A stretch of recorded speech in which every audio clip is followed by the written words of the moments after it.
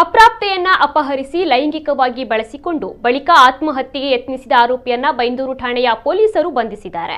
ಉಡುಪಿ ಬೈಂದೂರಿನ ಉಪ್ಪುಂದ ಮೂಲದ 17 ವರ್ಷದ ಯುವಕ ಸಚಿನ್ ಖಾರ್ವಿ ಕೋಣನಮನೆ ಬಾಲಕಿಯನ್ನ ಲೈಂಗಿಕವಾಗಿ ಬಳಸಿಕೊಂಡು ಬಳಿಕ ಆತ್ಮಹತ್ಯೆಗೆ ಯತ್ನಿಸಿದ ಆರೋಪಿಯಾಗಿದ್ದಾನೆ. ಯುವತಿಯೊಂದಿಗೆ ಪ್ರೀತಿಸುವ ನಾಟಕವಾಡಿದ ಸಚಿನ್ ಆಕೆಯೊಂದಿಗೆ ಸಲುಗೆ ಬೆಳೆಸಿ ಆಗಾಗ ಒಟ್ಟಿಗೆ ಸೇರ್ತಾ ಇದ್ರು ಎನ್ನಲಾಗಿದೆ. ಆಗಸ್ಟ್ 18ರಂದು ರಾತ್ರಿ 8 ಗಂಟೆಯ ಸುಮಾರಿಗೆ ಅಪ್ರಾಪ್ತೆಯ ತಾಯಿ ಅಡುಗೆ ಮನೆಯಲ್ಲಿ ಇದ್ದ ಸಂದರ್ಭದಲ್ಲಿ ಮನೆಗೆ ಬಂದಂತಹ ಆರೋಪಿ ಸಚಿನ್ ಖಾರ್ವಿ ಅವನು ಸಂತ್ರಸ್ತೆಯನ್ನ ಅಪಹರಿಸಿಕೊಂಡು ಹೋಗಿದ್ದಾನೆ. ಅಷ್ಟೇ ಅಲ್ಲದೆ ನಂತರ ಈತ ಜಿರಳೆಗೆ ಹಾಕುವ ವಿಷವನ್ನ ಸೇವಿಸಿ ಆತ್ಮಹತ್ಯೆಗೆ ಕೂಡ ಯತ್ನಿಸಿದ್ದಾನೆ ಎಂದು ತಿಳಿದು ಬಂದಿದೆ. ನಂತರ ಉಡುಪಿಯ ಆದರ್ಶ ಆಸ್ಪತ್ರೆಗೆ ದಾಖಲು ಮಾಡಿ ಬಿಡುಗಡೆಯಾದ ತಕ್ಷಣ ಪೊಲೀಸರು ಆರೋಪಿಯನ್ನ ಬಂಧಿಸಿ ನ್ಯಾಯಾಲಯಕ್ಕೆ ಹಾಜರುಪಡಿಸಿದ್ದಾರೆ. ಈ ಬಗ್ಗೆ ಬೈಂದೂರು ಠಾಣೆಯಲ್ಲಿ ಪ್ರಕರಣ ದಾಖಲಾಗಿದೆ.